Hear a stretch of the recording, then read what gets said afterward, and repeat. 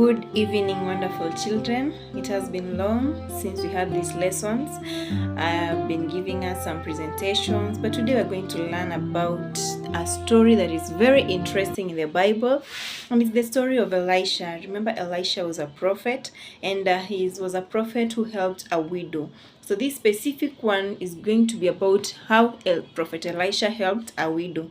Now, I want you to know that a prophet is someone who tells us about God's plan for our lives, God's future plans for our lives, and also speaks to God, and he can tell us what God expects from us.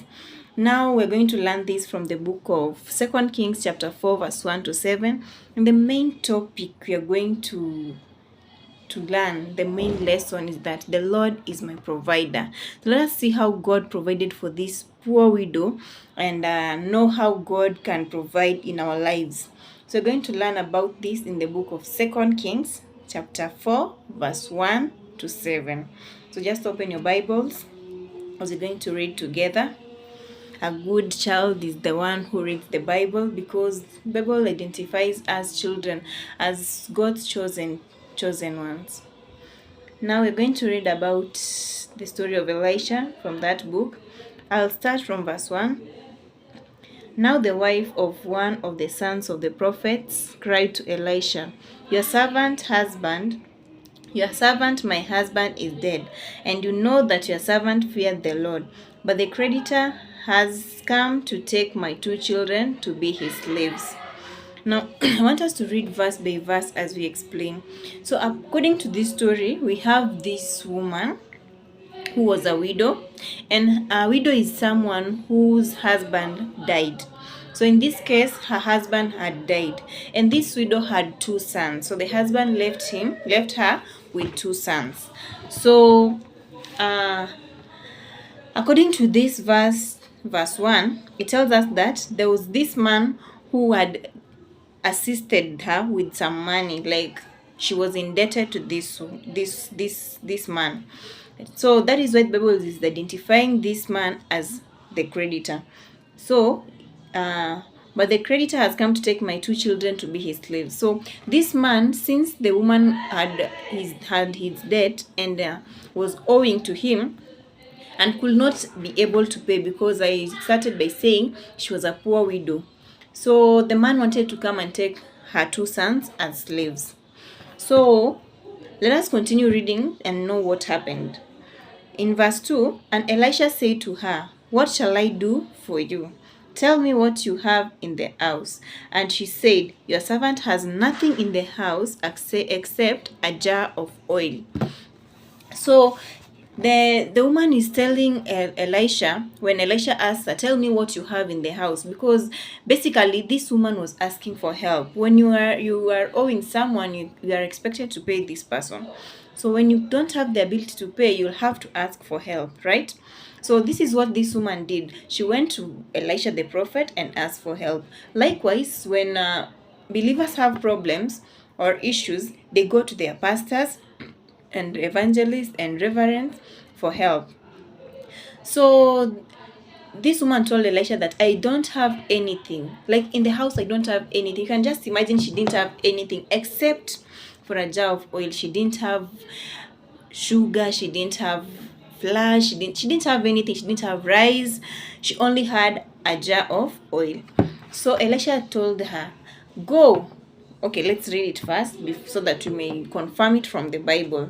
And a jar is something we can even describe it like something like this one, because it was just a small jar of oil. A small jar of oil. Now, in verse 3, then he said, Go outside, borrow vessels from all your neighbors, empty vessels and not too few. So Elisha told this woman, Go and borrow vessels. Vessels are something like jars. That's something that you can use to carry something. You can use it to carry water. You can use it to carry anything. And you know that oils are in jars. So he told the woman to go and borrow vessels, not just a few. So he meant that borrow many vessels. This prophet Elisha did not limit the woman. He told the woman, go and borrow vessels, and not a few. Borrow many vessels, both big, small, all both kinds of vessels. And the woman went and borrowed. So let's continue reading in verse 4. Then go in and shut the door behind yourself and your sons, and pour into all these vessels, and when one is full, set it aside. So Elisha told this woman, after you have borrowed the vessels, go into the house together with your two sons, shut the door, then take the vessel, the jar of oil that you had, and start pouring from that jar of oil to the empty vessels. Once one vessel is full, put it aside, and then you pour it in another. So in verse 5, so she went from him and shut the door behind herself and her sons, and she poured, they brought the vessels, and as she poured, they brought the vessels to her. That is what happened. As she poured, the sons helped their mother. Just the same way we children, we help our parents when they are doing the house chores. I believe you help your parent to wash utensils, you help your parent to mop the house, to tidy up your room. So that is the same way the children, the two sons, were helping their mother during that time when they were pouring the oil into the empty vessels. So in verse 6, when the vessels were full, she said to her son, bring me another vessel. And he said to her, there is not another. Then the oil stopped flowing. So once they poured, and the vessels were all full, the woman told her sons, that bring me another vessel. But unfortunately, the vessels were over. There was not any other vessel. So the oil that was pouring from the small jar of oil stopped pouring. And that oil that she had was the one she only had. So do you think she borrowed enough vessels? Do you think she did what Elijah had expected? Just think of it and then tell your parents the answer. And then they'll tell you which one is the right answer. And now the last verse, which is verse 7, tells us that she came and told the man of God, and you know that the man of God is Prophet Elisha, and he said, go sell the oil and pay your debts, and you and your son can live on the rest. So Elisha was a very good man. He was a man of God. So he told the woman, after the woman went to him and told him, I have done as you have asked me. Elisha told him, go and sell the oil. And then after you sell the oil, the one that will remain, after you sell the oil, pay off your debt. You pay the man who wanted to take your sons as slaves, and then clear the debt. So after you have cleared the debt, the remaining oil, you can use it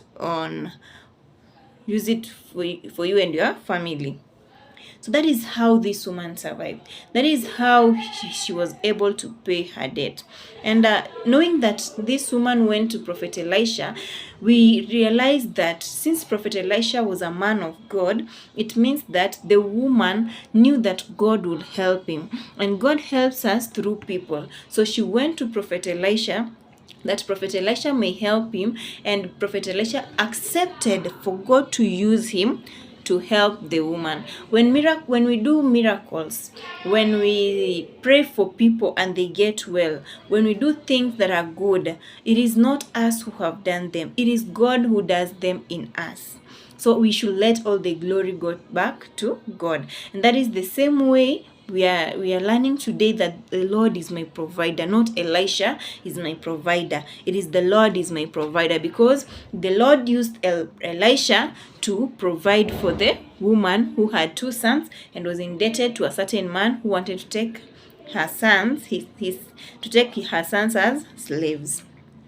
So don't forget that. Now the lessons we learn from this story, one is that the Lord provides. So whenever we have problems, whenever we have trials, whenever we want to pass our exams, whenever we want to go somewhere, if you don't feel like whatever you have is enough and you want more, just remember that it is only God who provides. So when you want something, go to God in prayer, pray about it, and the Lord will use someone to bless you, or He can use any other way. The Lord is so mighty.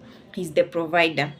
Now, the second thing we learn is that I should trust in God. If the woman did not trust in God, she will not have gone to Prophet Elisha. So trust is very important. And also, if she did not trust, that means that she will not have followed the instructions that Prophet Elisha had given her. The other lesson is that we learn from the second lesson is that we should obey.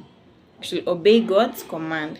So that is the same way this woman obeyed the commands that she was given by Prophet Elisha, was being used by God. I hope you're getting each other. So the third lesson is that God has power over wealth.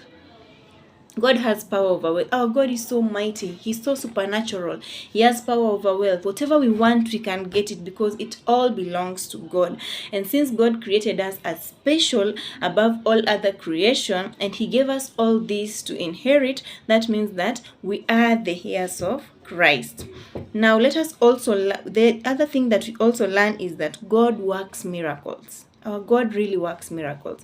So whenever you want something to happen to you, remember that God really works miracles in our lives. And that is all for today.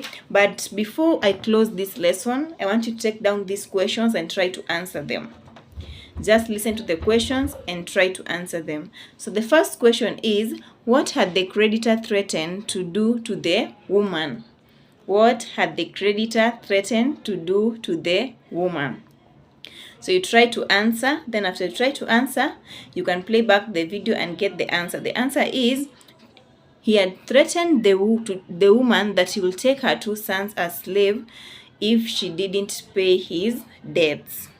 He had threatened the woman that he will take her 2 sons as slaves if she didn't pay his debts. Number 2, what was the name of the prophet who helped the widow? What was the name of the prophet who helped the widow? This one is kind of easy. So the answer is Prophet Elisha. Number 3, go sell the oil and pay your debt. Who said these words and to who? Go sell the oil and pay your debt. Who said these words and to whom? So the answer is, Elisha said these words to the widow.